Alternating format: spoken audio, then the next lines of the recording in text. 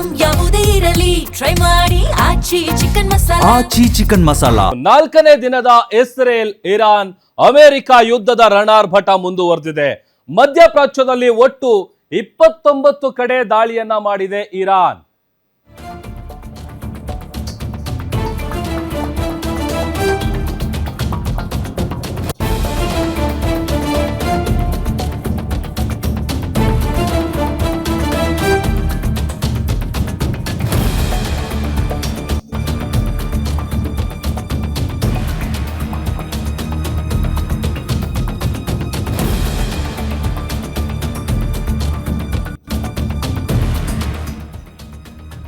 ನೋಡಿ, ವಾರ್ ಆರಂಭ ಆಗಿ 4ನೇ ದಿನಕ್ಕೆ ಕಾಲಿಟ್ಟಿದೆ. ಇಸ್ರೇಲ್ ಇರಾನ್ ಅಮೆರಿಕ ಯುದ್ಧದ ರಣಾರ್ಭಟ ಮುಂದುವರೆದಿದೆ. ಮಧ್ಯಪ್ರಾಚ್ಯದಲ್ಲಿ ಒಟ್ಟು 29 ಕಡೆ ದಾಳಿಯನ್ನ ಇರಾನ್ ಮಾಡಿದೆ.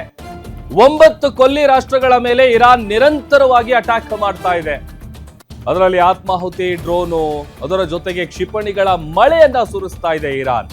ಕತಾರು, ಬಹರೇನು, UAE, ಸೌದಿ ಅರೇಬಿಯಾಗಳ ಮೇಲೆ ದಾಳಿಯನ್ನ ಮುಂದುವರೆಸಿದೆ.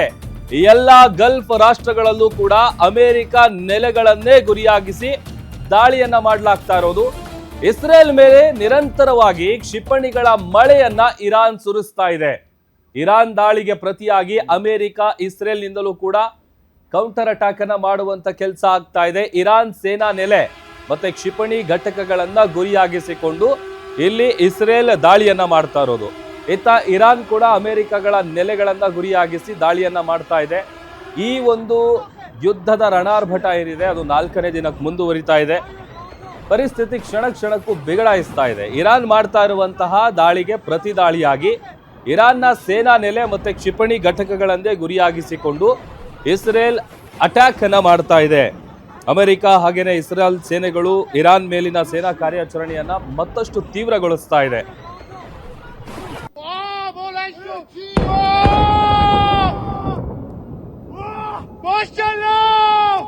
ನೋಡಿ, ಇರಾನ್ನ ಸೇನಾ ನೆಲೆ ಏನಿದೆ ಆ ನೆಲೆಗಳನ್ನ ಅದರ ಜೊತೆಗೆ ಕ್ಷಿಪಣಿ ಘಟಕಗಳೆಲ್ಲಿದೆ ಅದನ್ನ ಗುರಿಯಾಗಿಸಿಕೊಂಡು ದಾಳಿಯನ್ನ ಮಾಡ್ತಾ ಇರೋದು.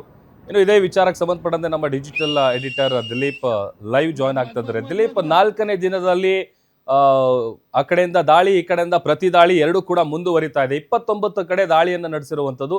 ಈಗ ಪರಿಸ್ಥಿತಿ ಹೆಂಗಿದೆ, ಜೊತೆಗೆ ಈಗ ಏನೆಲ್ಲ ಮಾಹಿತಿ ಸಿಗ್ತಾ ಇದೆ? ಪ್ರಭು, ಒಟ್ಟು 29 ನೆಲೆಗಳೇನಿದ್ದಾವೆ ಅದರಲ್ಲಿ ನೌಕಾ ನೆಲೆಗಳಿರ್ಬೋದು, ವಾಯು ನೆಲೆಗಳಿರ್ಬೋದು, ಎಲ್ಲವೂ ಅಮೆರಿಕದ ಬೇಸಸ್ಗಳು. ಆ ಬೇಸಸ್ಗಳ ಮೇಲೆ ದಾಳಿ ನಡೀತಾ ಇದೆ. 9 ರಾಷ್ಟ್ರಗಳಲ್ಲಿ, ಏನು ಇರಾನ್ನ ಸುತ್ತಲೂ ಇದ್ದಂಥ ಕೊಲ್ಲಿ ರಾಷ್ಟ್ರಗಳಲ್ಲಿ ಎಲ್ಲ ಕಡೆ ಇರೋಂಥ ನೆಲೆಗಳ ಮೇಲೂ ನಿರಂತರವಾಗಿ ದಾಳಿ ನಡೀತಾ ಇದೆ. ಅದರಲ್ಲೂ ಕಾಮಿಕಾಜಿ ಡ್ರೋನ್ಗಳು ಅಂತ ಏನು ಕರೀತಾರೆ, ಆತ್ಮಾಹುತಿ ಡ್ರೋನ್ಗಳು, ಅದು ಮೊದಲೇ ನಿಗದಿಯಾಗಿರುವಂಥ ಗುರಿಯತ್ತ ಅವು ಸಾಗಿ ಬರ್ತವೆ. ಒಂದು ಸತಿ ಆ ಗುರಿಯನ್ನು ತಲುಪಿದ ಕೂಡಲೇ ಅವು ತಮ್ಮನ್ನು ತಾವು ಸ್ಫೋಟಿಸಿಕೊಳ್ತವೆ. ಈ ಮೂಲಕ ಕಾಮಿಕಾಜಿ ಡ್ರೋನ್ಗಳು ನಿರಂತರವಾಗಿ ದಾಳಿ ಮಾಡ್ತಾ ಇದ್ದಾವೆ. ಜೊತೆಯಲ್ಲೇನೆ ಏನೊಂದು ಕ್ಷಿಪಣಿಗಳು, ಇರಾನ್ ಬಳಿ ಇರುವಂಥ ಅತ್ಯಂತ ಪ್ರಬಲವಾದ ಖಂಡಾಂತರ ಕ್ಷಿಪಣಿಗಳು ಏನಿದ್ದಾವೆ ಆ ಕ್ಷಿಪಣಿಗಳು ಕೂಡ ದಾಳಿ ಮಾಡ್ತಿದ್ದಾವೆ. ಕೆಲವೊಂದು ಸಂದರ್ಭಗಳಲ್ಲಿ ಏನೊಂದು ಅಮೆರಿಕದ ವಾಯುನೆಲೆ ಮತ್ತು ನೌಕಾ ನೆಲೆಗಳಲ್ಲಿ ಈ ವಾಯು ರಕ್ಷಣಾ ವ್ಯವಸ್ಥೆ ಇದೆ. ಆ ವಾಯು ರಕ್ಷಣಾ ವ್ಯವಸ್ಥೆ ಕ್ಷಿಪಣಿಗಳನ್ನು ಭೇದಿಸಿದಂಥ ಸಂದರ್ಭದಲ್ಲಿ ಕೂಡ ಆ ಕ್ಷಿಪಣಿಗಳ ಡೆಬ್ರಿಸ್ ಅಂತ ಏನು ಹೇಳ್ತಾರೆ, ಅದರ ಅವಶೇಷಗಳು ಕೆಳಗಡೆ ಬಿದ್ದು ಅದು ಕೂಡ ಸ್ಫೋಟಗೊಳ್ಳುವಂಥ ಸಾಧ್ಯತೆಗಳು ಹೆಚ್ಚಾಗಿ ಕಂಡು ಬರ್ತಾ ಇದ್ದಾವೆ.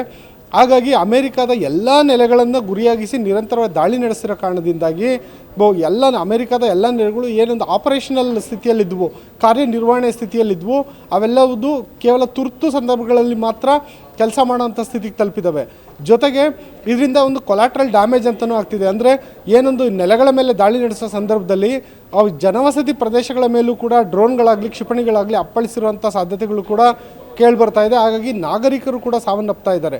ಇದು ಒಂದು ರೀತಿ ಇರಾನ್ನ ದಾಳಿ ನಡೆಸ್ತಿರೋದಾದರೆ, ಮತ್ತೊಂದು ಕಡೆ ಇರಾನ್ನ ಏನು ಸೇನೆಯ ಪ್ರಮುಖ ಘಟಕಗಳಿದ್ದಾವೆ, ಜೊತೆಗೆ ಇರಾನ್ನ ಕ್ಷಿಪಣಿ ಘಟಕಗಳೇನಿದ್ದಾವೆ ಅದನ್ನು ಟಾರ್ಗೆಟ್ ಮಾಡಿ ಅಮೆರಿಕ ಮತ್ತು ಇಸ್ರೇಲ್ ಜಂಟಿಯಾಗಿ ಒಂದು ವೈಮಾನಿಕ ಕಾರ್ಯಾಚರಣೆ ನಡೆಸ್ತಾ ಇದ್ದಾವೆ. ಈ ಒಂದು ಯುದ್ಧ ವಿಮಾನಗಳು ನಿಗದಿತ ಗುರಿಗೆ ಬಾಂಬ್ಗಳನ್ನು ದಾಳಿ ಮಾಡೋದ್ರ ಮೂಲಕ ಮತ್ತು ಕ್ಷಿಪಣಿಗಳ ದಾಳಿ ಮಾಡೋದ್ರ ಮೂಲಕ ಏನು ಇರಾನ್ನ ಒಂದು ಕ್ಷಿಪಣಿ ದಾಳಿ ಏನಿದೆ ಅದನ್ನು ತಡೆಯೋದಕ್ಕೆ ಮುಂದಾಗ್ತಿದೆ. ಆದರೆ ಇರಾನ್ ಈಗಾಗಲೇ ಯುದ್ಧ ಸಿದ್ಧತೆಯನ್ನು ದೊಡ್ಡ ಮಟ್ಟದಲ್ಲಿ ಮಾಡಿಕೊಂಡಿತ್ತು.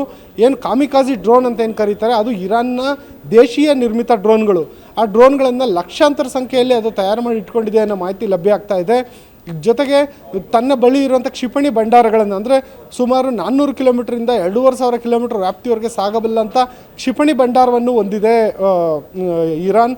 ಹೀಗಾಗಿ ಆ ಕ್ಷಿಪಣಿಗಳು ಈ ಎಲ್ಲ ಅಮೆರಿಕದ ನೆಲೆಗಳು ಮತ್ತು ಇಸ್ರೇಲ್ ಮೇಲೆ ನಿರಂತರವಾಗಿ ದಾಳಿ ಮಾಡ್ತಾ ಇದೆ. ಹೀಗಾಗಿ ಈ ದಾಳಿಗಳು ಸದ್ಯಕ್ಕೆ ನಿಲ್ಲುವಂಥ ಲಕ್ಷಣಗಳು ಕಂಡು ಬರ್ತಿಲ್ಲ ಪ್ರಭು.